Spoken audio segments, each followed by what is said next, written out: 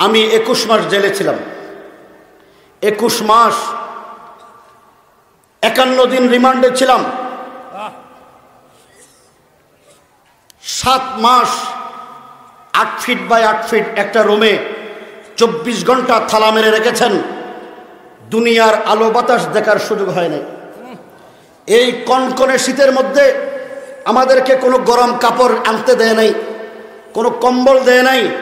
এই শীতকালে কনকনে শীতের ভিতরে, শীতের কারণে ওখানে কোনো দরজা বন্ধ করা যায় না, খোলা দরজা। এই শীতকালে এই শুধু একটা জামা কাপড় নিয়ে বসে থাকতাম। এই দেশের অনেক উলামায়ে ইকরামের গায়ে হাত তোলা হয়েছে, অনেক আলেমের আঙ্গুল থেতলে করে দেওয়া হয়েছে, নখগুলো তুলে ফেলা হয়েছে। এই দেশের অনেক আলেমদের উপরে লাঠি পেটা করা হয়েছে। এই দেশের অনেক আলেমদেরকে ইলেকট্রিক শক দেওয়া হয়েছে। অনেক আলেমের গায়ে বোট জোতা দিয়ে লাথি মারা হয়েছে।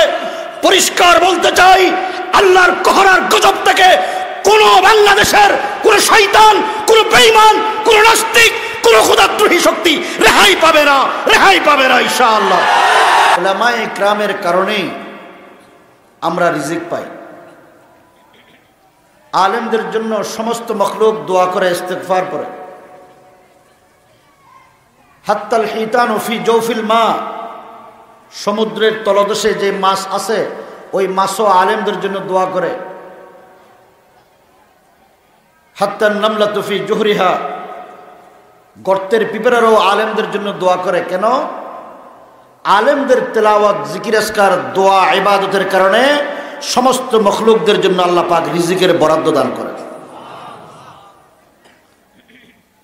এই জন্য নায়েব রাসূল উলামায়ে ইকরাম যেখানে আছেন, উলামায়ে ইকরামের কারণে আল্লাহ রাব্বুল আলামিন এই দুনিয়া ধ্বংস এতদিন করবেন না যতদিন পর্যন্ত একজন হক্কানি রব্বানি নায়েব রাসূল যতক্ষণ পর্যন্ত আল্লাহর দ্বীনের সত্য উচ্চারণে অটল অবিচল থাকবেন, ততক্ষণ পর্যন্ত আল্লাহর দ্বীনকে মানুষের সামনে আল্লাহ বেইজ্জত করবেন। এই মাদ্রাসাগুলো কেন দেওয়া হয়েছে? কবি বলেন, ইত্তেবায়ে সুন্নতে আহমদ হো ইসকি রঙ্গ বো, ইত্তেবায়ে সুন্নতে আহমদ হো ইসকি রঙ্গ বো, হক তাআলা কি খরিদারো কা ये বাজারো, হক তাআলা কি খরিদারো কা ये বাজারো। এই জন্যে দেখবেন এখান থেকে বড় বড় বুজুর্গ উলামায়ে ইকরাম বের হয়, যাদেরকে দেখলে দুনিয়ার মানুষ আল্লাহকে স্মরণ করে, যাদের কারণে রাস্তা দিয়ে হাঁটলে সন্ত্রাসী, কুনি, মাস্তান, জালিম ভয় পায়। আছে না নাই? এই সিলেট অঞ্চলে যেই পরিমাণ বুজুর্গ উলামায়ে ইকরাম ছিলেন এবং যেই পরিমাণ উলামায়ে ইকরাম বর্তমানে আছেন বাংলাদেশে, আমরা তো মনে করি এই সিলেটের উলামায়ে ইকরাম যদি ঐক্যবদ্ধভাবে গর্জন দেয়, বাংলাদেশে কোনো নাস্তিক, বেঈমান, জালিম, খোদাদ্রোহী থাকতে পারবে না। আপনাদের এই এলাকার কৃতি সন্তান হযরত মাওলানা তফাজ্জুল হক সাহেব রহমতুল্লাহ আলাইহি মুহাদ্দিস হবিগঞ্জি, আমি বয়সে অনেক ছোট, কিন্তু হযরত আমারে খুব মহব্বত করতেন। 2013 সালের আগে হেফাজত ইসলাম যখন গঠিত হয়, একটা বক্তব্য বিবৃতি দেখলেই উনি ফোন দিতেন। আল্লাহ তাআলা আমাদের কাছ থেকে ওনাদেরকে নিয়ে গেছেন। আমরা দোয়া করি আল্লাহ পাক ওনাদের এই শূন্যস্থান যেন এই অঞ্চলের উলামায়ে ইকরামদের কাউকে না কাউকে দিয়ে আল্লাহ পূরণ করে দেন। আমি আপনাদের সামনে, বর্তমান তো এমন সময়, যে সময় হলো এদেশ থেকে ইসলামকে কিভাবে নির্মূল করা যাবে, কিভাবে নির্মূল করা যায়, ইসলামকে কিভাবে বিদেশের মাটি থেকে উৎখাত করা যায়, মুসলমানদের হৃদয় থেকে ইসলামকে মুছে দেওয়া যায়, সেই পরিকল্পনা আর ষড়যন্ত্র চলছে। একটু বলবো, আপনারা কি শুনবেন? লড়াচড়া করবেন না তো? সুদূর চট্টগ্রাম থেকে এসেছি আপনাদের মহব্বতে। আপনারা যদি ধৈর্য সহকারে বসেন, এই দেশটাকে যারা ধ্বংস করে এদেশে বোতলখোর বানাইতে চায়, বাবাখোর বানাতে চায়, এদের বিরুদ্ধে সর্বস্তরের মুসলমানদেরকে ঐক্যবদ্ধ হতে হবে। যেহেতু এটা একটা মাদ্রাসা, এই মাদ্রাসায় কোরআন এবং হাদিসের শিক্ষা দেওয়া হয়। আর আমাদের দেশে একটা স্লোগান আছে, শিক্ষাই জাতির মেরুদণ্ড। ঠিক না বেঠিক? শিক্ষা, কোন শিক্ষা জাতির মেরুদণ্ড, এটা একটা বুঝার দরকার আছে না নাই?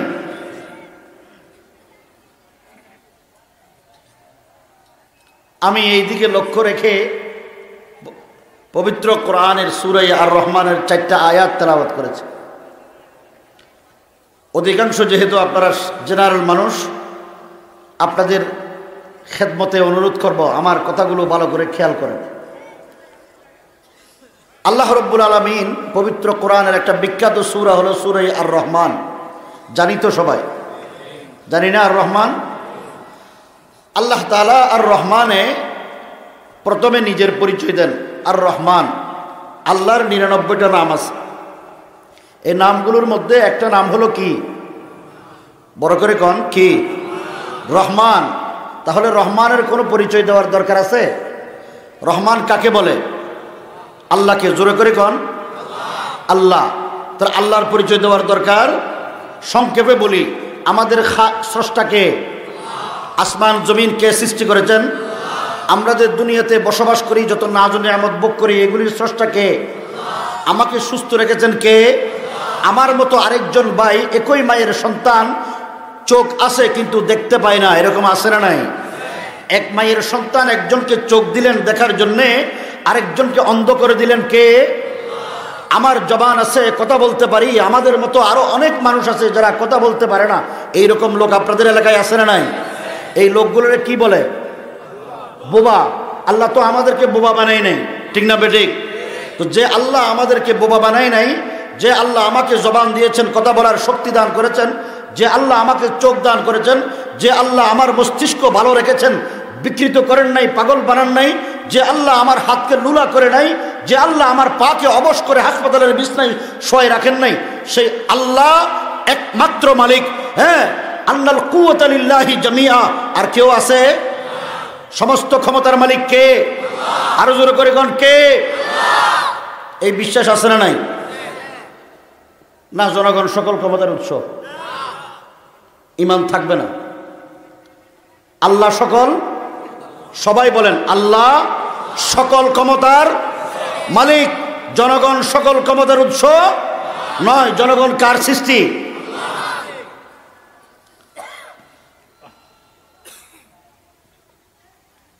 বাংলাদেশে আমি যে আয়াত কারিমা তেলাওয়াত করেছি, আল্লাহ পাক বলেন আর রহমান। আমার মুখে মুখে পড়েন আর রহমান আল্লামাল কোরআন খলাকাল ইনসান আল্লামাহুল বায়ান।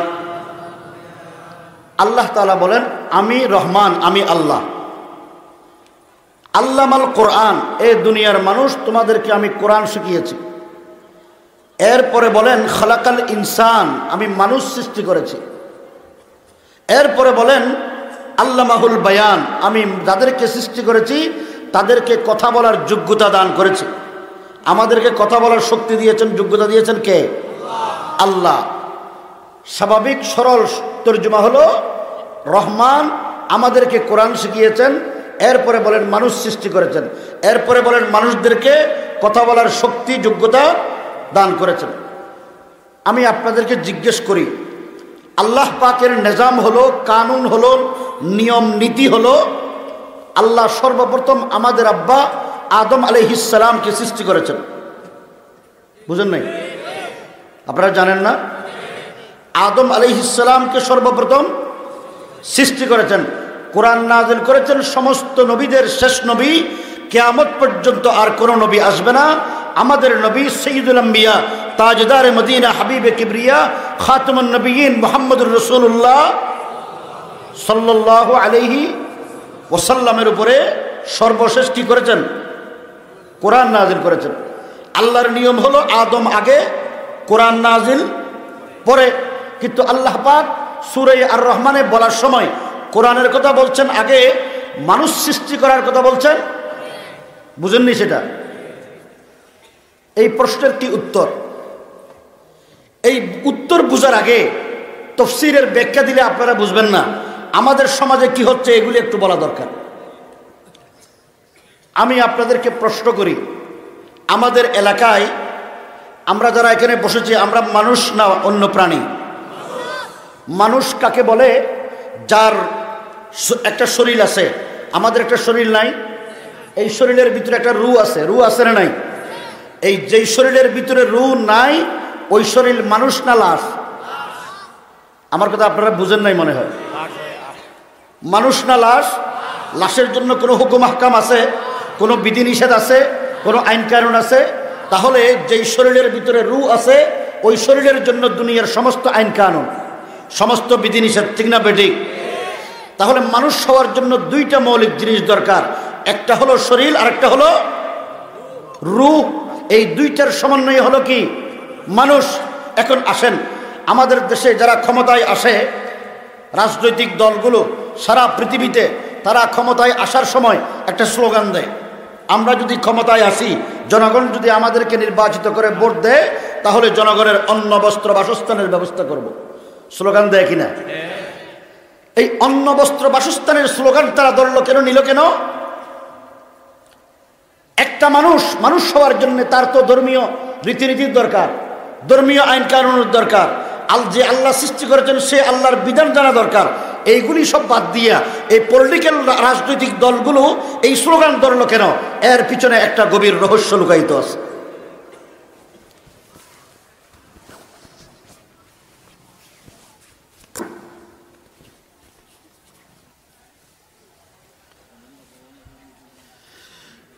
এই গভীর রহস্য কি?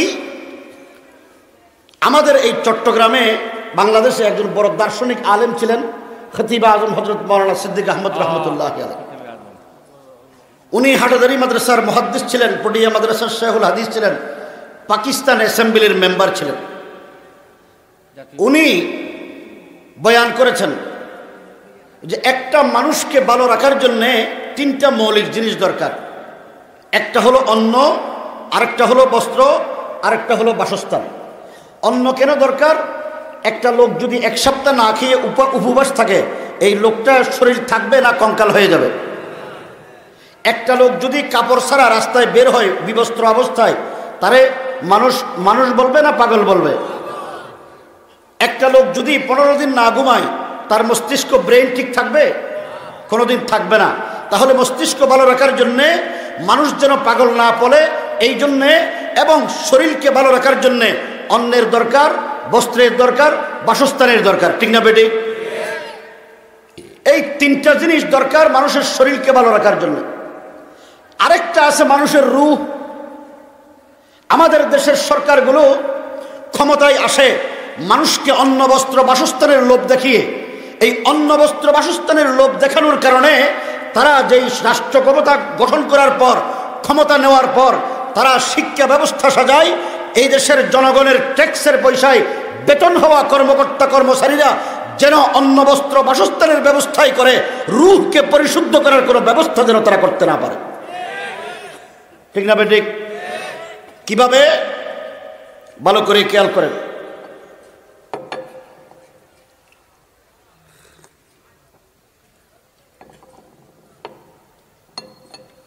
অন্ন বস্ত্র বাসস্থানের ব্যবস্থা কিভাবে করে একটু পরে বলবো। আমাদের ভিতরে যে একটা রূহ আছে, রূহর শিক্ষা কি? রূহর শিক্ষা হলো, আল্লাহ পাক বলেন, আলা বিযিকরিল্লাহি তাতমাইন্নুল কুলুব। এখানে জিকিরের অর্থ কোরআন। আল্লাহ পাকের কোরআনের যারা অন্তরে ধারণ করে, কোরআনকে যারা অনুধাবন করে, এই সমস্ত ব্যক্তিরা হলো, তাদের রূহ পরিশুদ্ধ হয়, ইতমিনান হয়। রূহ ইতমিনান যখন থাকে, মানুষ চুরি করে না, ডাকাতি করে না, সন্ত্রাসী করে না, দুর্নীতি করে না, কথা ঠিক না বেঠিক? আরেকটু বুঝার জন্য বলি, আমাদের দেশে আপনাদের এলাকায় চোর আছে না নাই? চোর কেন চুরি করে? চোর চুরি করে কেন? পেটের জন্য, ঠিক কিনা? কারণ সে চোর, তার কোনো মামোহালো নাই, কেউ পছন্দ করে না, তারে কেউ চাকরিতে রাখবে না, চোর যে এই জন্য। ডাকাতি করে কি জন্য? পেটের দায়ে। কারণ ডাকাতরে তো সরকারি কর্মকর্তা হিসেবে নিয়োগ দিবে না। একটা চোরে চুরি করে তার পেটের দায়ে, ডাকাতি করে তার পেটের দায়ে। কিন্তু আমাদের দেশে এক শ্রেণীর লোক আছে যারা লেখাপড়া শিখে মানুষ হয়েছেন, মানুষ হওয়ার পর সরকারি কর্মকর্তা হয়েছেন, এরপরে তারা ঘুষ খায়। আছে না নাই? আপনাদের এলাকায় মনে হয় নাই? কিভাবে ঘুষ খায়?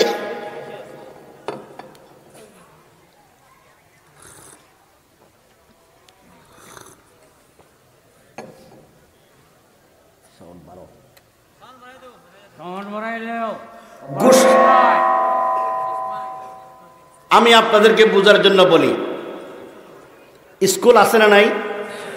কলেজ আছে না নাই? ইউনিভার্সিটি আছে না নাই? স্কুল, কলেজ, ইউনিভার্সিটির সমস্ত লেখাপড়া যারা করে, ছাত্র, শিক্ষক, ছাত্রছাত্রী সবার জন্য রাষ্ট্রীয়ভাবে বরাদ্দ হয়। বাংলাদেশের সবচাইতে বেশি সরকারি বরাদ্দ হয় শিক্ষা খাতে, কারণ শিক্ষাই জাতির মেরুদণ্ড। আসলে বর্তমান যে শিক্ষাকে মেরুদণ্ড বলা হচ্ছে, এই শিক্ষা হলো মেরুদণ্ডহীন শিক্ষা। আসলে মেরুদণ্ড বলতে এখানে কিছু নাই, কিন্তু তারা স্লোগান দিয়েছে শিক্ষাই জাতির মেরুদণ্ড। কি করে? আমার আপনার ট্যাক্সের পয়সায় আমার দেশের স্কুল, কলেজ, ইউনিভার্সিটির ছাত্র, শিক্ষক তারা সকলে বেতন খায়, সরকারের স্কুল কলেজের অবকাঠামোগত উন্নয়ন করে, ঠিক না বেঠিক? আপনারা বলতে পারেন আমরা তো সরকারকে ট্যাক্স দিই না। এই যে একটা ফ্রিজ আছে, এই ফ্রিজ বিদেশ থেকে আমদানি হয়েছে, আমদানি করার সময় যে কোম্পানি আমদানি করেছেন সেই কোম্পানি ট্যাক্স দিয়েছেন। আপনারা যারা ক্রয় করেছি আমরা ট্যাক্স দিয়েছি 15% ট্যাক্স। এই যে ফ্রেশ কোম্পানি ম্যাগনা গ্রুপের এই টিস্যু বক্স, এটা উৎপাদন করার পর সরকারকে 15% ব্যাট দিতে হয়। আপনি কেনার সময় এখানে ব্যাটের কথা লেখা আছে, আমার পকেট থেকেও কিনে গেছে, ব্যাট নিয়ে গেছে। এই যে মোবাইল ক্যামেরাগুলো সবগুলোতে সরকার ব্যাট নেয়, অটোমেটিকলি সরকারের পকেটে, আমাদের পকেটের পয়সা কি হয়ে যায়? ঢুকে যায়। বুঝেন তো কথা? এরপরে স্কুল, কলেজ, ইউনিভার্সিটি থেকে আমাদের সন্তানগুলো লেখাপড়া শেখার পর সরকারি কর্মকর্তা হয়, বিসিএস ক্যাডার হয়, এমএ পাস করার পর সরকারি কর্মকর্তা হয়। বাংলাদেশে কোনো সরকারি কর্মকর্তা এসএসসি পাস করে হতে পারে না, কারণ যারা লেখাপড়া করে নাই তাদেরকে সরকারি কর্মকর্তা বানায় না। বলেন তো, এই বিসিএস ক্যাডার অফিসাররা এমএ পাস করার পর আপনার সন্তানগুলো লেখাপড়া শিখে মানুষ হওয়ার পর, সরকারি কর্মকর্তা হওয়ার পর তারা বেতন পায়নি? আপনাদের এলাকায় মনে বেতন দেয় না? বেতন পায়নি, 2 ঈদে বোনাস পায়নি। সরকারি অফিসার যদি ডিসিএসপি হয়, বিদেশে গেলে তাদের খরচ দেয়নি, বাড়ি গাড়ি দেয়নি, সব কিছু দেওয়ার পর আপনারা বলেন এই লোকগুলো ফাইল আটকাইয়া ঘুষ খায়নি না? আপনাদের এলাকায় নাই? হবিগঞ্জে মনে হয় বহু বড় বড় ওলামায়ে কেরাম, এই জন্য ঘুষ সেখানে নাই। ঘুষ আছে না নাই? এই ভূমি অফিসে একজনের জমি আরেকজনের নামে ফাইল, টাকা হাইয়া 2 লাখ টাকা 4 লাখ টাকা হাইয়া একজনের জমি আরেকজনের নামে লিখে দেয়, নামজারি করে দেয়। আছে না নাই? টাকা হাইয়া থানায় যদি যান তাহলে 5 লাখ টাকা দিয়ে খুনের মামলার আসামিকে রেহাই দেয়। আছে না নাই? বলেন তো, যেই কর্মকর্তা কর্মচারী সরকারি বেতন পায়, বেতন পাওয়ার পর সরকারি সুযোগ সুবিধা পাওয়ার পর জনগণের ফাইল আটকাইয়া যারা কলমের কোষা দিয়ে লক্ষ লক্ষ টাকা জনগণের পকেট থেকে জোর জবরদস্তি করে বের করে, এরা কি সাধারণ চোর আর ডাকাতের মতো ডাকাত, নাকি সাধারণের চাইতে বড় উন্নত শিক্ষিত ডাকাত? কথা কি সত্য বললাম না মিথ্যা বললাম? এই শিক্ষিত ডাকাতগুলো আমাদের দেশে আছে না নাই? এই ডাকাতগুলো সরকারের টাকা, জনগণের টাকা দুর্নীতির মাধ্যমে, লুটপাটের মাধ্যমে গ্রহণ করে তারা তাদের এই টাকা দিয়ে বিদেশে বেগম পাড়ায় তারা বাড়ি বানায়। এই দেশের কোনো আলেমের, সিলেটের অধিকাংশ ওলামায়ে কেরাম, সিলেট বিভাগের ওলামায়ে কেরাম লন্ডন, আমেরিকায় থাকে, ইউরোপিয়ান দেশে থাকে, কোনো আলেম কিন্তু লন্ডনে বাড়ি করে নাই। এই ক্রিমিনালগুলো আজকে দেশের নেতৃত্ব দিচ্ছেন। এই ক্রিমিনালগুলো ইসলামের বিরুদ্ধে কথা বলার দুঃসাহস দেখাচ্ছেন।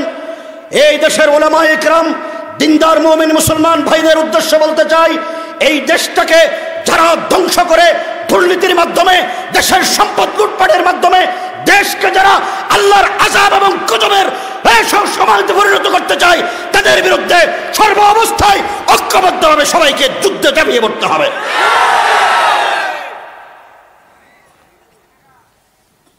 এই দুর্নীতিবাজ কর্মকর্তারা বাংলাদেশের প্রতিটি সেক্টরে, প্রতিটি প্রশাসনিক সেক্টরে আজকে দুর্নীতি ছেয়ে গেছে। কথা ঠিক না বেঠিক?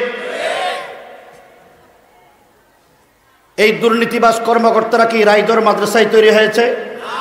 আরো জোরে করেন, এখানে হয়েছে?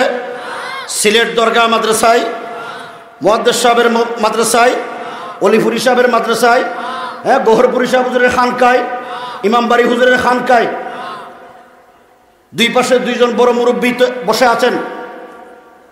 এই মুরব্বীগুলো দেখলে কত আল্লাহ পাকের নূরানি চেহারা। এই উলামা ইকরামদেরকে সমাজে কলঙ্কিত করার জন্যে, তাদের চরিত্র নষ্ট করার জন্যে আলেমদের বিরুদ্ধে চক্রান্ত ষড়যন্ত্র করছে। যারা এই দুর্নীতিবাজ, ইসলাম বিদ্বেষী, নাস্তিকার বেঈমান কর্মকর্তারা এই দেশের 2021 সালে পার্শ্ববর্তী একজন রাষ্ট্রের খুনি প্রেসিডেন্টকে সন্তুষ্ট করার জন্য বাংলাদেশের জনগণের হৃদয়ের স্পন্দন উলামা ইকরামদেরকে, 2000-এর মতো আলেমদেরকে জেলে বন্দী করে রেখেছে। কিসের কারণে? কারোর সাথে কি আমাদের শত্রুতা ছিল? আমি 21 মাস জেলে ছিলাম। 21 মাস 51 দিন রিমান্ডে ছিলাম। 7 মাস 8 ফিট বাই 8 ফিট একটা রুমে 24 ঘন্টা থালা মেরে রেখেছেন। দুনিয়ার আলো বাতাস দেখার সুযোগ হয় নাই। এই কনকনে শীতের মধ্যে আমাদেরকে কোনো গরম কাপড় আনতে দেয় নাই, কোনো কম্বল দেয় নাই। এই শীতকালে কনকনে শীতের ভিতরে, শীতের কারণে ওখানে কোনো দরজা বন্ধ করা যায় না, খোলা দরজা। এই শীতকালে এই শুধু একটা জামা কাপড় নিয়ে বসে থাকতাম। এই দেশের অনেক উলামা ইকরামের গায়ে হাত তোলা হয়েছে, অনেক আলেমের আঙ্গুল থেতলে করে দেওয়া হয়েছে, নখগুলো তুলে ফেলা হয়েছে। এই দেশের অনেক আলেমদের উপরে লাঠি পেটা করা হয়েছে। এই দেশের অনেক আলেমদেরকে ইলেকট্রিক শক দেওয়া হয়েছে। অনেক আলেমের গায়ে বোট জুতা দিয়ে লাথি মারা হয়েছে। পরিষ্কার বলতে চাই, আল্লাহর কহরার গজব থেকে কোন বাংলাদেশের কোন শয়তান, কোন বেঈমান, কোন নাস্তিক, কোন খোদাদ্রোহী শক্তি রেহাই পাবে না, রেহাই পাবে না ইনশাআল্লাহ।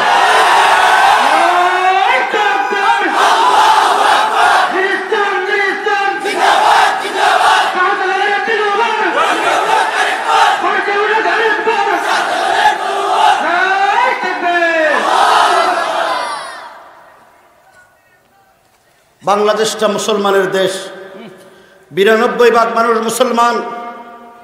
কিন্তু এদেশে যেই সমস্ত উলামা ইকরামদের প্রতি সর্বস্তরের মুসলমানদের শ্রদ্ধা ভালোবাসা আছে, এই শ্রদ্ধার ভালোবাসাকে মানুষ যেন কলঙ্কের চোখে দেখে, চরিত্রহীন হিসেবে দেখে, এই জন্য নাটক সাজানো হয়েছে।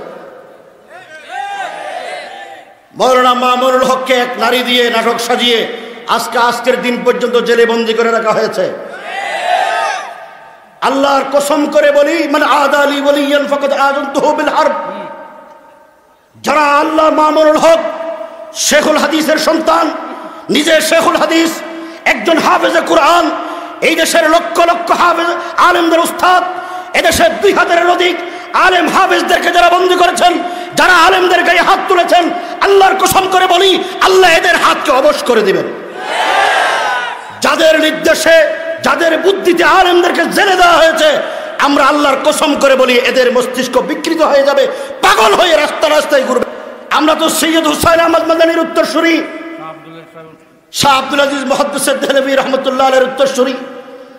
যে শাহ আব্দুল আজিজ মুহাদ্দিস দেহলভী রহমতুল্লাহ আলাইহি ইংরেজদের বিরুদ্ধে ফতোয়া জারি করেছিলেন, যার ফতোয়ার কারণে ভারতবর্ষ স্বাধীন হয়েছে, যার ফতোয়ার কারণে টিপু সুলতান আন্দোলনে ঝাঁপিয়ে পড়েছেন, যার ফতোয়ার কারণে হাজী শরীয়তুল্লাহ ময়দানে ঝাঁপিয়ে পড়েছেন, যার ফতোয়ার কারণে নবাব সিরাজউদ্দৌলার নেতৃত্বে আজাদী আন্দোলন হয়েছে, যার ফতোয়ার কারণে কাসেম নানুতুবির নেতৃত্বে 1857 সালে শামিলের যুদ্ধ হয়েছে, আম্বালার যুদ্ধ হয়েছে। এমনি আসে নাই। 80,000-এর অধিক উলামা ইকরামদেরকে ফাঁসিতে ঝুলিয়েছেন ইংরেজরা। 80,000-এর অধিক উলামা ইকরামদেরকে ফাঁসিতে ঝুলিয়েছেন ইংরেজরা। লাহোর শাহী মসজিদের সামনে দৈনিক 100 জন 80 জন করে আলেমদেরকে ফাঁসিতে ঝুলানো হতো। যাদেরকে ফাঁসিতে ঝুলানো হতো না তাদেরকে গরম পানির বড় বড় ডেকসি গরম করে এই উত্তপ্ত গরম পানির ভিতরে জীবন্ত আলেমদেরকে ঢেলে দেওয়া হতো। ইংরেজ অফিসার মিস্টার টমসন লিখেছেন যে আমার চোখের দেখা একদিন আমার সামনে 80 জন আলেমকে এইভাবে জীবন্ত গরম পানির ভিতরে ঢুকিয়ে দিয়ে মেরে ফেলা হয়েছে। ও মুসলমান ভাই ও বন্ধুগণ, এই দেশে ইসলাম এমনি আসে না। কোন মিস্টার আর মাস্টারের নেতৃত্বে দেশে ইসলাম আসে নাই। উলামায়ে ইকরামের রক্তের বিনিময়ে ইসলাম এসেছে। এই ভারতবর্ষ আজাদ করেছি আমরা। আজকে যারা মুক্তিযুদ্ধের চেতনার নামে এদেশ থেকে ইসলাম নির্মূল করতে চায়, আলেমদের সাথে সাধারণ মানুষের দূরত্ব তৈরি করতে চায়, ফাটল তৈরি করতে চায়, তাদের প্রতি স্পষ্ট বলতে চাই, বাংলাদেশ স্বাধীন হয়েছে 71 সালে। 71 সালে স্বাধীনতার আগে 1947 সালে পাকিস্তান স্বাধীন হয়েছে। পাকিস্তান যদি 47 সালে স্বাধীন না হতো, বাংলাদেশ 71 সালে স্বাধীন হতো না। আর 47 সালে যদি ব্রিটিশ বিরোধী আন্দোলনে উলামায়ে ইকরাম রক্ত না দিতেন, উলামায়ে ইকরাম জীবন না দিতেন, উলামায়ে ইকরাম এদেশের তৌহিদ জনতা ঐক্যবদ্ধ করে ব্রিটিশ মুক্ত স্বাধীন ভারত না করতেন, পাকিস্তান স্বাধীন হতো না। সুতরাং বাংলাদেশের 71 সালের স্বাধীনতা যুদ্ধের ভিত্তি হলো পাকিস্তানের স্বাধীনতা যুদ্ধ। পাকিস্তানের স্বাধীনতা যুদ্ধের ভিত্তি হলো উলামায়ে ইকরামের আত্মত্যাগ, কোরবানি, রক্ত। ব্রিটিশ বেনিয়া গোষ্ঠী এদেশ থেকে যখন ব্রিটিশদের বিরুদ্ধে উলামায়ে ইকরাম চতুর্দিকে আন্দোলন করতেছিলেন, এই আন্দোলন দমানো যাচ্ছে না। আজকে বাংলাদেশে কিছু বুদ্ধিজীবী আছে না নাই? এই বুদ্ধিজীবীগুলো হলো বুদ্ধি বিক্রি করে খায়, ঠিক না বেঠিক? আপনাদের এলাকায় কৃষিজীবী আছে না নাই? যারা কৃষি কাজ করে, কৃষি পণ্য উৎপাদন করে বাজারে বিক্রি করে, এদেরকে বলে কৃষিজীবী। আর যারা শ্রম বিক্রি করে, শ্রমিক, তাদেরকে বলে শ্রমজীবী। যারা মাছ বিক্রি করে খায় তাদেরকে বলে মৎস্যজীবী। আর বাংলাদেশে এক শ্রেণীর শিক্ষিত মানুষ আছে যারা নিজেদেরকে দামি মানুষ মনে করে, সরকার যাদের কাছ থেকে বুদ্ধি পরামর্শ নেয়, এরা হলো বুদ্ধিজীবী। এই বুদ্ধিজীবীগুলো বুদ্ধি বিক্রি করে আমেরিকা এবং ভারতের বাজারে, ঠিক না বেঠিক? এদের বুদ্ধি বাংলাদেশের মুসলমানরা খায় না। এবং ভারত এবং হিন্দুস্তান এবং পশ্চিমা ইউরোপের দেশগুলোর যারা এই দেশের এজেন্ট, তারা এদের কাছ থেকে বুদ্ধি নেয়। এই বুদ্ধিজীবীগুলো দেশকেও ধ্বংস করে, সরকারকেও বিপদে ফেলায়। আজকে বাংলাদেশে নতুন শিক্ষা কারিকুলাম চালু হয়েছে। শিক্ষা ব্যবস্থার ভিতরে শিক্ষাই হলো জাতির মেরুদণ্ড। শিক্ষা ব্যবস্থার ভিতরে ঢুকিয়ে দেওয়া হয়েছে ব্যাঙের নাচ, ঠিক না বেঠিক? সাইকেলের টিডিং সাইকেল চালায়, আপনারা শোনেন নাই? সাইকেল চালানোর জন্য স্কুলে যেতে হবে, স্কুলে গিয়ে সাইকেল শেখানো লাগবে। ব্যাঙের নাচ দেখার জন্য ডোবা নাই আপনাদের এলাকায়? ফুসকুনি আছে না নাই? এই ব্যাঙ তো এমনি লাফায়, তো ব্যাঙের লাফ দেখার জন্য স্কুলের শিক্ষকদের কাছ থেকে শিখতে হবে কেন? নিশ্চয়ই কোনো ষড়যন্ত্র আছে না নাই? এই ষড়যন্ত্র হইল, আরেকটু গভীরভাবে বলি, বাংলাদেশের শিক্ষা ব্যবস্থার ভিতরে ঘুষখোর বর্তমান শিক্ষা কারিকুলামের মাধ্যমে অন্ন, বস্ত্র, বাসস্থানের শিক্ষা কিভাবে করবে, ব্যবস্থা কিভাবে করবে, সেই শিক্ষা দেওয়া হয়। তাদের রূহ কিভাবে পরিশুদ্ধ করা হবে, এই পরিশুদ্ধ করার কোনো শিক্ষা বর্তমান শিক্ষা কারিকুলামের মধ্যে নাই। আপনারা একটু শুনবেন কি করলেন 2024 সালের, এখনো 2024 সাল আসে নাই। 2024 সালের শিক্ষা ব্যবস্থা যদি একটা ছেলে মেয়ে, আমার আপনার সন্তানরা স্কুল, হাই স্কুল পর্যন্ত পড়ে, এই সন্তানগুলো অটোমেটিকলি নাস্তিক আর বেঈমান হয়ে যাবে। শুনবেন, বলবো, শুনেন। প্রথম শ্রেণীতে আমরা সবাই পড়েছি কিনা? ক্লাস 1-এ পড়ি নাই? ক্লাস 1-এ শুধু যে সমস্ত ছেলে মেয়েদের বয়স 5, 6, 7 বছর তারা পড়ে। আপনারা একটু উত্তর দিবেন তো, পড়ে কিনা? আপনাদের ছেলে মেয়েরা স্কুলে পড়ে না? এই 5, 6, 7 বছরের ছেলে মেয়েরা স্কুলে পড়ে, এদের বয়স 5, 6 বছর, এখানে স্বরবর্ণ আর ব্যঞ্জন বর্ণ শিখায়, ঠিক কিনা? আমরা যখন পড়েছি তখন ছিল শরীয়তে অজু, শরীয়তে আল্লাহ, রশ্মিতে ইলিশ, ছিল কিনা? এখন করেছেন কি, শরীয়তে অজ, একটা হিংস্র জন্তুর নাম। শরীয়তে আল্লাহ নাই, রশ্মিতে ইলিশ আছে, দীর্ঘইতে ঈদগাহ নাই, রিতে ঋষি আছে। ঋষি ছিলেন তো? হিন্দুদের দোকানে দেখবেন একটা দাড়িওয়ালা, জুড়া বাঁধা, লম্বা চুল, দোকানে ছবি দিয়ে বসায় রাখছে, আছে না নাই?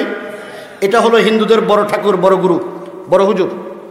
এই বাংলাদেশটা হলো 92 ভাগ মুসলমানের দেশ, 5 ভাগ হিন্দু, 2 ভাগ বৌদ্ধ, 1 ভাগ খ্রিস্টান, চাকমা, মারমা ইত্যাদি। তাহলে 92 ভাগ যে দেশের মানুষ মুসলমান, এটা গণতান্ত্রিক রাষ্ট্র। গণতন্ত্রের ডেফিনেশন অনুযায়ী মেজরিটি জনগণ যে ধর্ম বিশ্বাস করে, যে সংস্কৃতি লালন করে, যে আল্লাহকে আল্লাহ হিসেবে মানে, স্রষ্টা হিসেবে মানে, আমার দেশের শিক্ষা ব্যবস্থার ভিতরে গণতন্ত্রের দাবি অনুযায়ী এইগুলো থাকা দরকার ছিল, ছিল কিনা?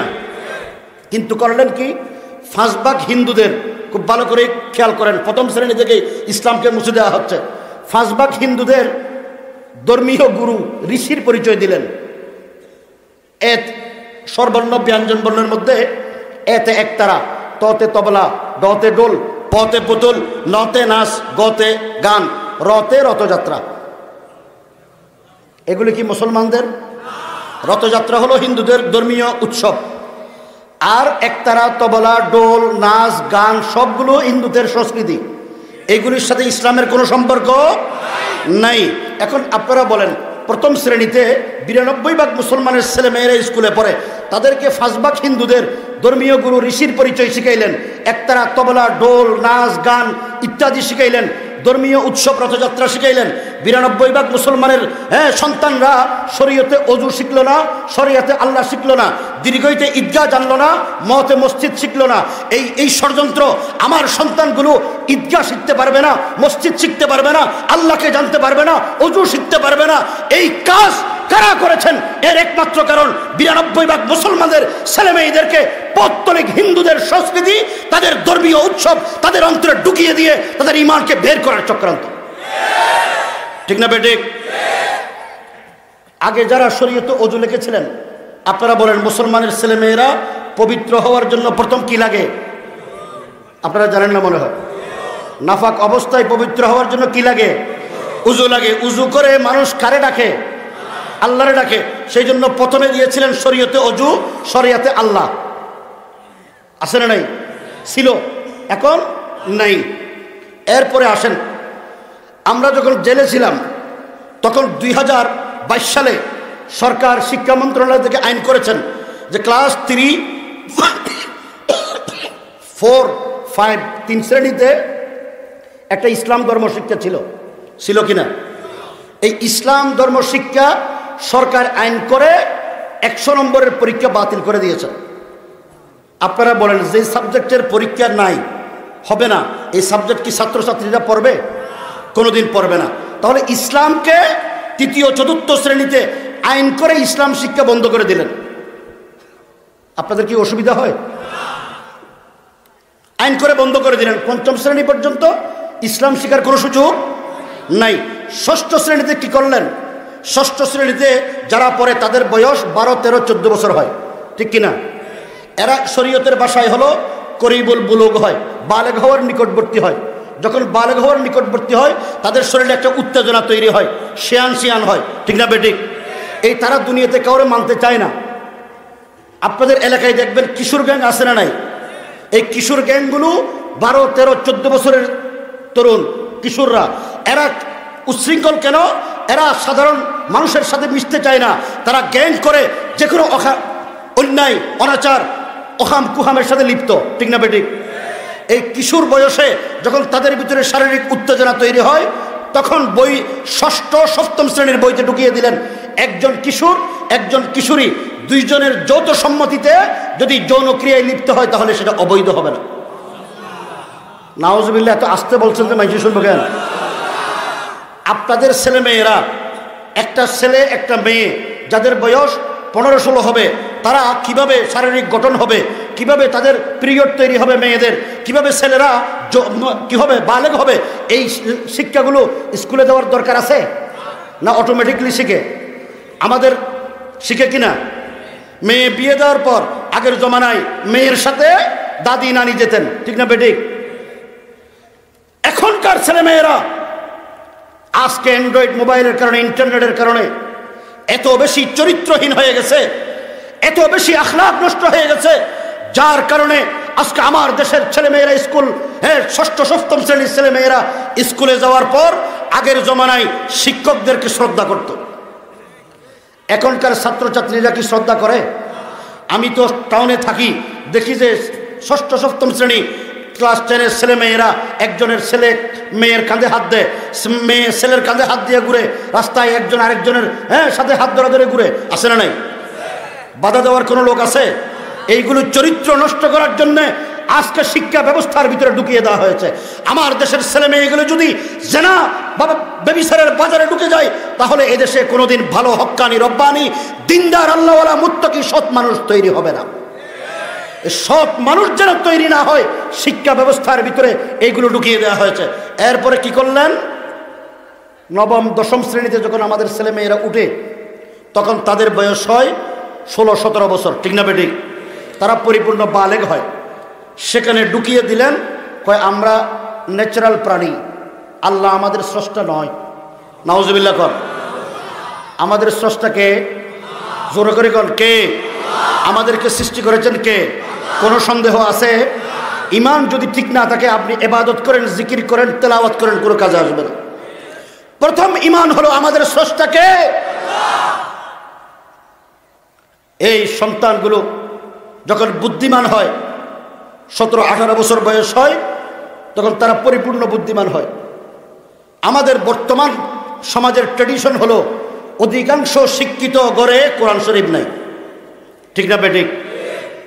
এখনকার ছেলে মেয়েরা কোরআন শরীফ উল্টাই না, তফসির পড়ে না, তারা বিজ্ঞানের দর্শন পড়ে, বিজ্ঞানীদের থিওরি পড়ে। দেখবেন যে প্রত্যেকটা ঘরে বহু বিজ্ঞানীর বই আছে, আছে না নাই? এই ছেলে মেয়েরা যেহেতু কোরআন পড়তে চায় না, বিজ্ঞানীদেরকে কথারে বেশি বিশ্বাস করে, এই জন্য 1853 সালে জন্মগ্রহণ করেছে চার্লস ডারউইন। এই চার্লস ডারউইনের বিবর্তনবাদ ঢুকিয়ে দিলেন। অর্থাৎ তারা কি পড়বে? আমরা বানর থেকে তৈরি হয়েছি। বানর থেকে কিভাবে তৈরি হয়েছি? বানরের 4টা পা ছিল, সামনের 2টা পা হাতে রূপান্তরিত হয়েছে। বানরের পিছনে একটা লেজ ছিল, লেজটা ছিঁড়ে পড়ে গেছে। এরপরে বানরের চেহারার আকৃতি পরিবর্তন হয়ে আমরা মানুষে রূপান্তরিত হয়েছি। নাউজুবিল্লাহ কর। এরকম। অথচ আল্লাহ পাক বলেন, লাকাদ খালাকনাল ইনসানা ফি আহসানি তাকওয়িম। হে দুনিয়ার মানুষ, তোমাকে এই সুন্দর অবয়ব, সুন্দর গঠন দিয়ে আমি আল্লাহ তৈরি করেছি। কে তৈরি করেছেন? আল্লাহ। বিশ্বাস আছে না নাই? তো আল্লাহ যে আমাদেরকে সৃষ্টি করেছেন, আল্লাহর সৃষ্টির উপরে যদি কোনো ছেলে মেয়ের অন্তরে এটা ধারণা হয়, একজন দার্শনিক, একজন বিজ্ঞানী যেহেতু এই থিওরি আবিষ্কার করেছেন, এই আবিষ্কারের কারণে হয়তো আমরা এমন হতে পারি কোনো না কোনো সময় আমরা বানর ছিলাম। নাউজুবিল্লাহ কর না। এই ধারণা যদি সন্দেহ তৈরি হয়, ইমান থাকবে? তাহলে ক্লাস 10 পর্যন্ত ইসলাম শিখার কোনো ব্যবস্থা নাই। এরপরে ঢুকিয়ে দিলেন বিবর্তনবাদ।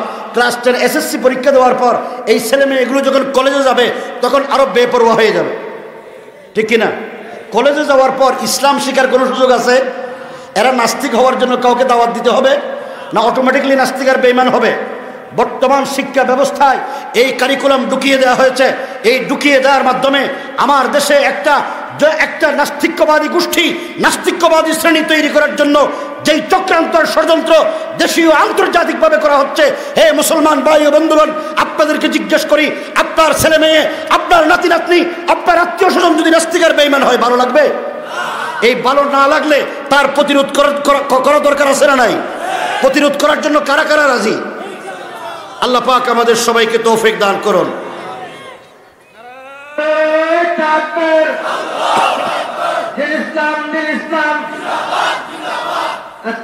শিক্ষানীতি বন্ধ করতে হবে। শিক্ষানীতি বন্ধ করতে হবে। আপনারা বুঝার জন্য আরেকটু বলি, উদাহরণ না দিলে আপনারা বুঝবেন না।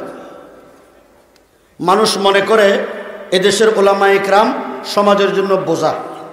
আসলে কি বোঝা? আরো জোরে কোন বোঝা?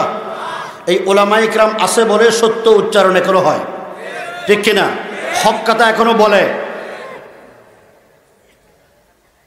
ওলামায়ে ইকরাম না থাকলে যারা সরকারের বেতন খায়, যারা সরকারের কর্মকর্তা কর্মচারী, সরকার কর্তৃক নিয়ন্ত্রিত, এরা কি কোনোদিন এ সত্য উচ্চারণ করবে?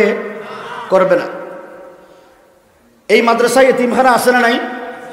সবাই বলেন এতিমখানা আছে না নাই? এই এতিমখানা যাদের ছোটবেলায় বাবা মা মারা যায়, ঠিক কিনা, এদেরকে এতিম বলে। এদের ভরণ পোষণের কোনো ব্যবস্থা নাই, এই জন্য গরিব এতিমদেরকে মাদ্রাসায় এনে এতিমখানায় পড়ালেখা করায়, তাদের থাকা খাওয়ার ব্যবস্থা করায়। বর্তমান সময়ে কিছু বুড়া বুড়ির এতিমখানা চালু হয়েছে। আপনাদের এলাকায় নাই? আসেনি? যুবক ভাইয়েরা, ছাত্ররা চিননি?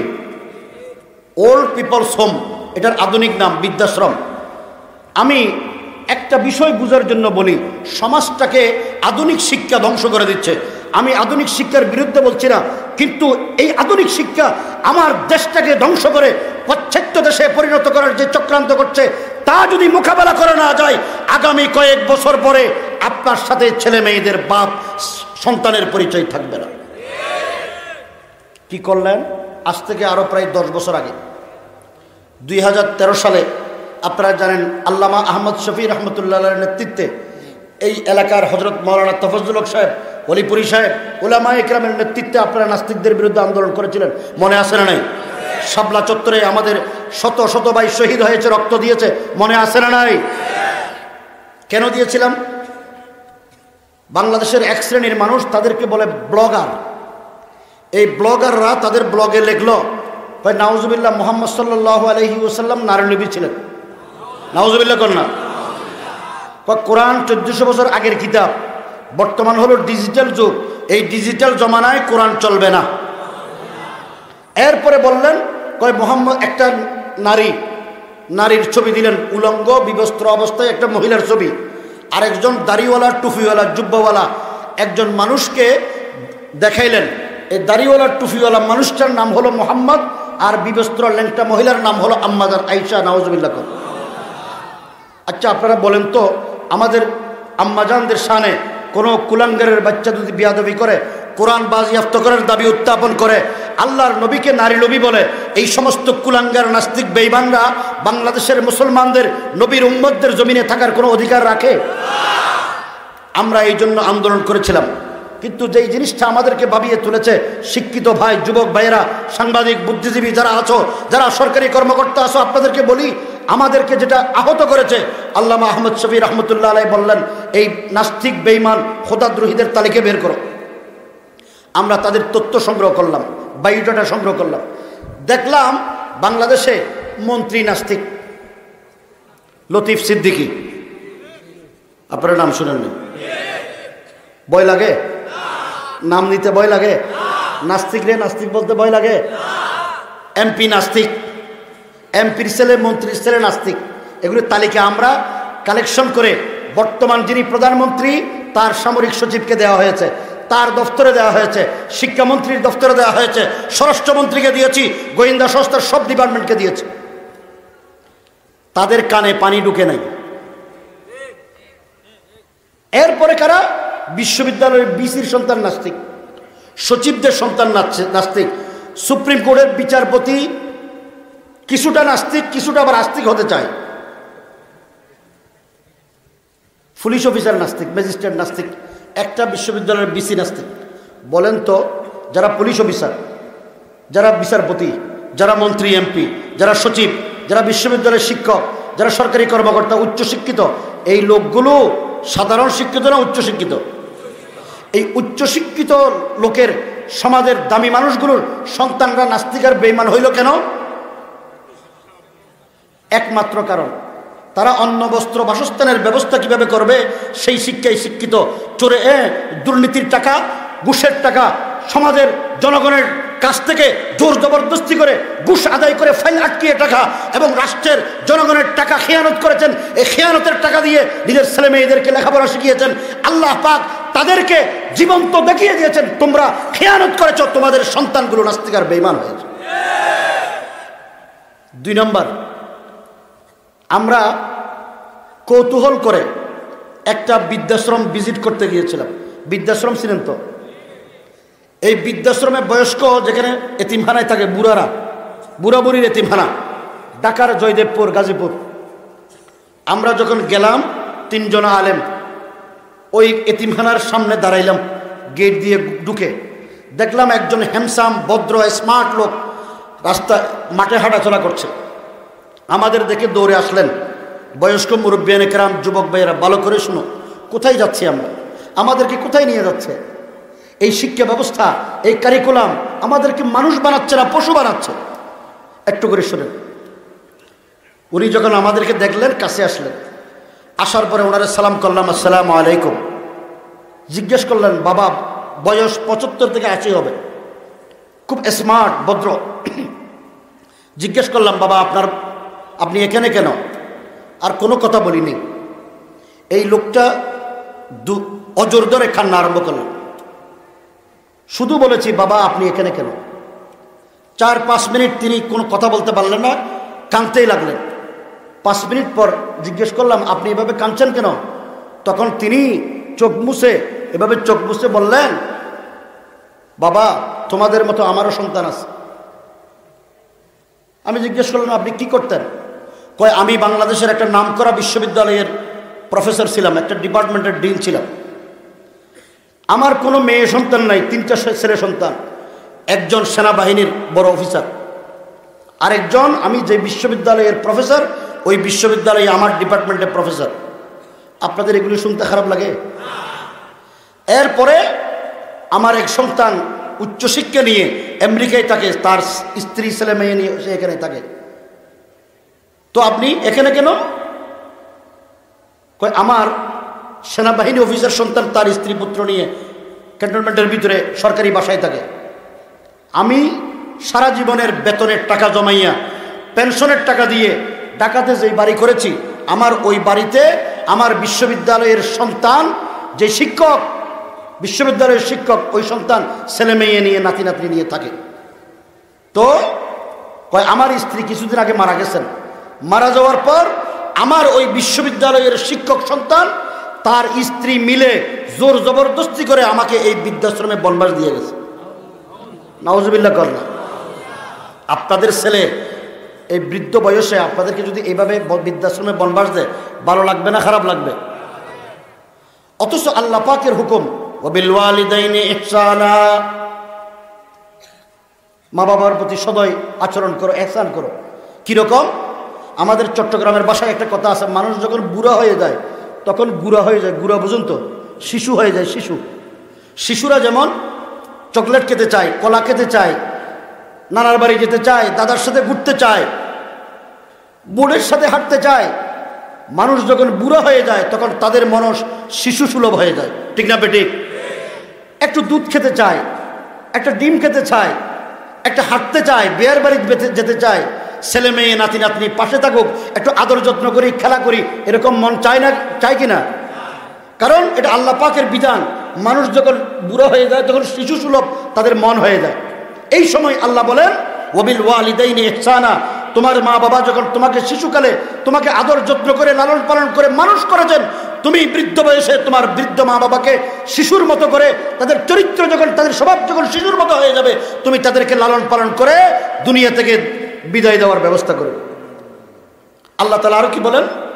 ওয়ালা তাকুল্লাহুমা উফফিন ওয়ালা তানহারহুমা, হে দুনিয়ার মানুষ, তোমার মা বাবা বৃদ্ধ বয়সে তোমাকে যেন উফ শব্দ উচ্চারণ করে এরকম কোনো কথা বলা যাবে না। এরপরে কি বললেন? ওয়ালা তানহারহুমা তুমজিতলাহুমা, ধমক দিয়ে কথা বলবে না। এটা কার হুকুম? আরো জোরে কোন কার হুকুম? আমরা কি আল্লাহর হুকুম মানি? আমি যেই জিনিসটা আপনাদেরকে বুঝাইতে চাই, আমরা যখন ম্যানেজার সাহেবের কাছে গেলাম, ওই বৃদ্ধ লোকটা বলল যে আমার কোনো মেয়ে সন্তান নাই, আমার ওই সন্তান আমাকে বৃদ্ধাশ্রমে বনবাস দিয়ে গেছে, আজকে 5 থেকে 6 বছর সে আমাকে দেখতেও আসেনি। তোমরা যখন আমাকে বাবা সম্বোধন করেছো, আমার মনটা জাজরা হয়ে গেছে, এই জন্য কাঁদছে। বুঝলেন নি? এখন ম্যানেজারের কাছে গেলাম, ম্যানেজারকে জিজ্ঞেস করলাম, ম্যানেজার সাহেব আপনার এখানে গরিব, যাদের কোনো বাড়ি গাড়ি নাই, যাদের এতিম ছেলে মেয়েও নাই, সহায় সম্পদ নাই, চাকরি বাকরি নাই, এরকম লোক থাকার সুযোগ আছে? তিনি বললেন না, আমার এখানে এরকম লোক থাকার সুযোগ নেই। কারা থাকবে? কয় যারা ৬,০০০ টাকা করে খোরাকি দিতে পারে তারা এখানে থাকে। তো কারা আছে? তালিকা, তিনি তালিকা দিলেন। আমি ওইটা বুঝাতে চাচ্ছি, তিনি তালিকা দিলেন। আমার এখানে মন্ত্রীর মা বাবা আছে একাধিক, সচিবদের মা বাবা আছে, বিচারপতিদের মা বাবা আছে, এমপিদের মা বাবা আছে, সেনাবাহিনীর অফিসারের মা বাবা আছে, বিশ্ববিদ্যালয়ের শিক্ষকের মা বাবা আছে, ডিসিএসপির মা বাবা আছে, ম্যাজিস্ট্রেটের মা বাবা আছে, শিল্পপতিদের মা বাবা আছে। আছে না নাই? না আপনাদের এলাকায় নাই? দেখবেন অধিকাংশ লন্ডনী পরিবার সিলেটে গিয়ে খোঁজ নেন, সুনামগঞ্জ মৌলভীবাজারে গিয়ে খোঁজ নেন, অনেক বৃদ্ধ মা বাবাকে বৃদ্ধাশ্রমে বনবাস দিয়ে রেখেছে। আছে না নাই? বলেন তো, বৃদ্ধ বয়সে আপনার সন্তান যদি আপনাকে এই বৃদ্ধাশ্রমে এতিমখানায় বনবাস দেয়, ভালো লাগবে না খারাপ লাগবে? যেই বাবা বিশ্ববিদ্যালয়ের শিক্ষক, সেই বাবা নিজের সন্তানকে সেনাবাহিনী অফিসার বানাইলেন, বিশ্ববিদ্যালয়ের শিক্ষক বানাইলেন, বিদেশে লেখাপড়া শিখে উচ্চ শিক্ষিত করে কর্মকর্তা বানাইলেন, এই বাবার সন্তানগুলো সাধারণ শিক্ষিত না উচ্চ শিক্ষিত? বলেন না, সাধারণ শিক্ষিত না উচ্চ শিক্ষিত? এই উচ্চশিক্ষিত সন্তানগুলো যেই বাবার কাছ ওরসে জন্ম লাভ করেছেন, যেই বাবা তাদেরকে উচ্চশিক্ষা অর্জন করিয়েছেন, এই উচ্চশিক্ষিত সন্তানগুলো বৃদ্ধ বয়সে যারা নিজের বৃদ্ধ মা বাবাকে বৃদ্ধাশ্রমে বনবাস দেয়, তারা সুসন্তান না কুসন্তান? তারা সুশিক্ষিত না কুশিক্ষিত?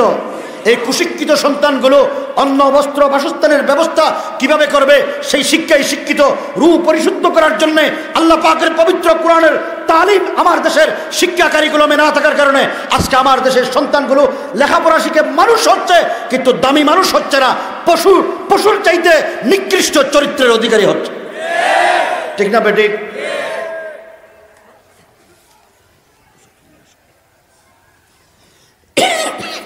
আপনাদের কি অসুবিধা হয়? আজকে আপনারা আসমানের উপরে জমিনের নিচের বয়ান শুনবেন। দুনিয়াতে কি হয় এগুলি, দুনিয়াতে কি হয় এগুলি বললে অনেকে নারাজ হন। আছে না নাই? বলে যে হুজুরা রাজনীতি করে। আরে বাবা, রাজনীতির কথা, এই দেশটাকে দুর্নীতি মুক্ত করতে হইলে, ঘুষ মুক্ত করতে হলে, মাদক মুক্ত করতে হলে, সন্ত্রাস মুক্ত করতে হলে এই দেশের একমাত্র ব্যবস্থা সেটা হলো আল্লাহ পাকের কোরআনের তালিম, হাদিসের তালিম প্রাইমারি স্কুল থেকে এমএ পাস করা পর্যন্ত বাধ্যতামূলক করতে হবে। এমনি হবে না। এমনি কি হবে না? আমাদেরকে দমক দিয়ে লাভ কি? উলামা ইকরামদেরকে জেলে বন্দি রেখে পার পেয়ে যাবে, এটা কি সম্ভব? বলেন সম্ভব? আমাদেরকে জেলে বন্দি করলেন কেন?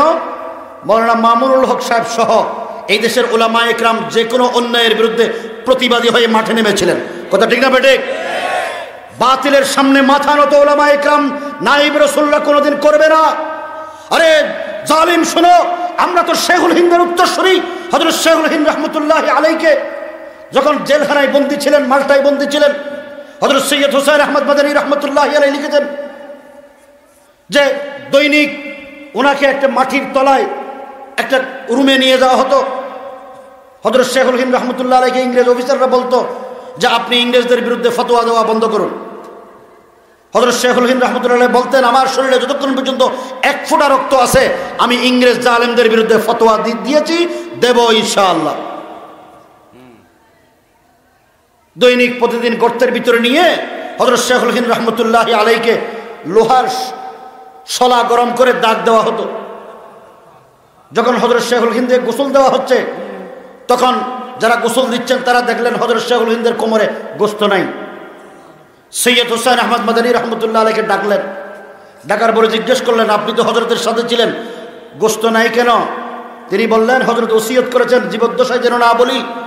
ইংরেজরা 4 বছর যাবৎ লোহার শিক গরম করে হযরত শেখুল হিন্দের কোমরে দাগ দিতেন, রানে দাগ দিতেন, যার কারণে এই লোহার শিকের গরম শিকের সাথে সাথে শরীর থেকে গোস্ত জোরে জোরে পড়ত। এই অবস্থায় শেখুল হিন্দ রহমতুল্লাহ আলাইহি মাথা নত করে নাই। উনি যখন 4 বছর মাল্টায় বন্দী ছিলেন, জেল থেকে যখন আসতেছিলেন, তখন বোম্বাই স্টিমার গাড়ে